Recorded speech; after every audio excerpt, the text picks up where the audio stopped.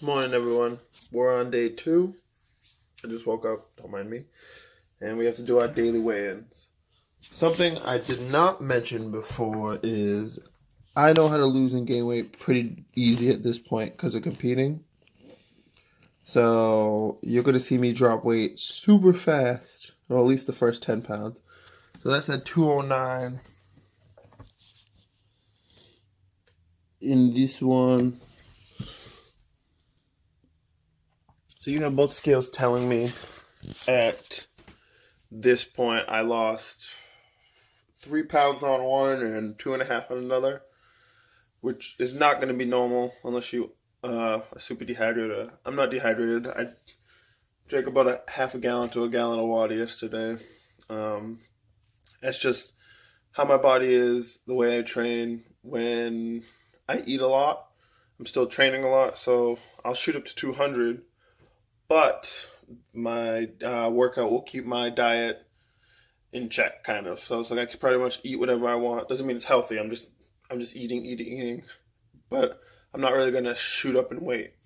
When I start eating healthier, but kind of, I think usually if I'm trying to cut to 181, I'll cut out 1,000 calories, 2,000 calories, depending on how many calories I was taking in.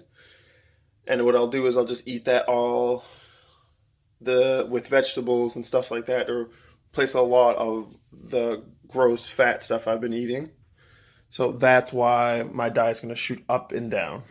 We're still going to take the same daily supplements. I don't eat before I go to the gym. I don't like it. So I'll start posting my workouts on here too, or some of them at least. But I posted the whole diet plan and everything that I ate yesterday on my Instagram. I think the link's in the bio and in the header. But if you go to my Instagram, it will post everything I eat. And here we go, day 2.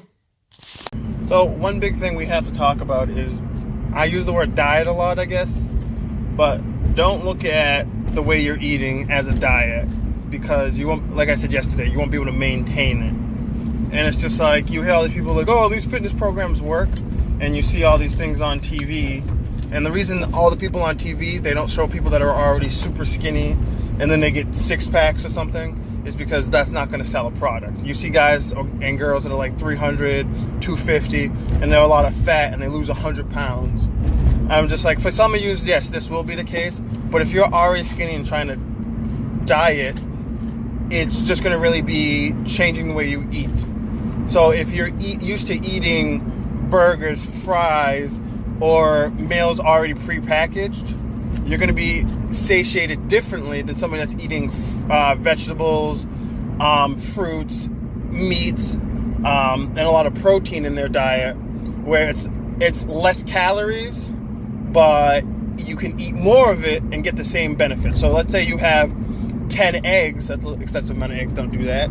Let's say you have 10 eggs. It's going to be a lot different than if you have one burger, because one burger might fill you up, or 2 burgers might fill you up, where 10 eggs might be what you need to fill you up. And it's just like, you're like, why do I have to eat 10 eggs? I can just eat 2 burgers. It's just like, yes, but you've taken effect what's in your burger, the fats, what you put on it. So all I'm really teaching is know what you're putting into your body. Eventually you'll have to stop counting your calories altogether. The reason you do it to start is so you can see what you're eating. So let's say you used to eat 4,000 calories. Now you can say, oh, I'm hungry because I'm only eating 2,500 calories. So my body wants 4,000 calories. But once your body gets used to the 2,500 calories, you'll stop being hungry. And it's just like, that's one thing about quote unquote dieting that sucks at first, is you seem to always be hungry or always want those snacks. And that's because you're used to having them. Like, I'm a huge bowl of cereal guy, snack guy, and that's why I'll still leave a little bit of my calorie intake left over, so I know how many snacks I can have. But really what I try to do is avoid snacks altogether. That way I don't get dependent on them. I was just like, really, you shouldn't eat to satisfy your happiness. You should eat to satisfy your body. And that means what's good for your body, what's not good for your body. And I'm like, a lot of people say, like, don't have chocolate, or don't have dairy, or don't have gluten. It's like, yeah, if those things affect your body, and those things are taking away from you, you feel sluggish or you get the shits or whatever, stop taking them.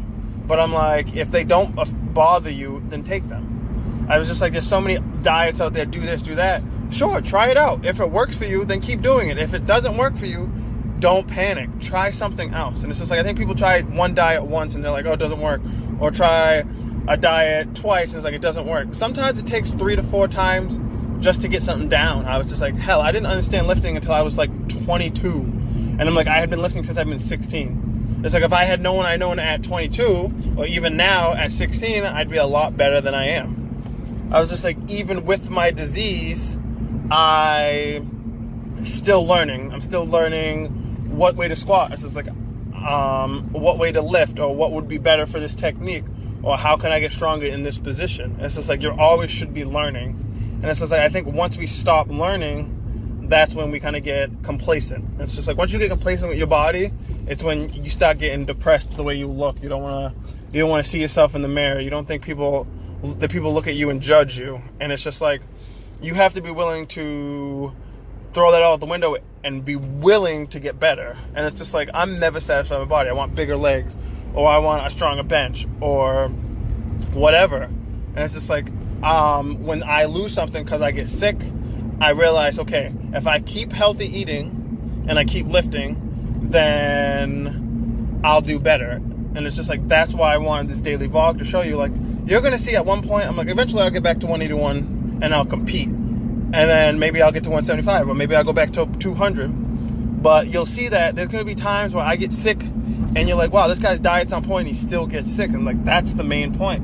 It's like, you can literally diet and do anything you want, but it's just like, once your disease, once your body doesn't want something or wants to do something, it's going to do it. It's like, it sucks to say, but it's just like, your body's in control.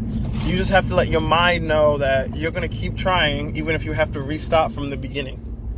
And it's just like, that's why we're starting here. This is the beginning. This is day 2.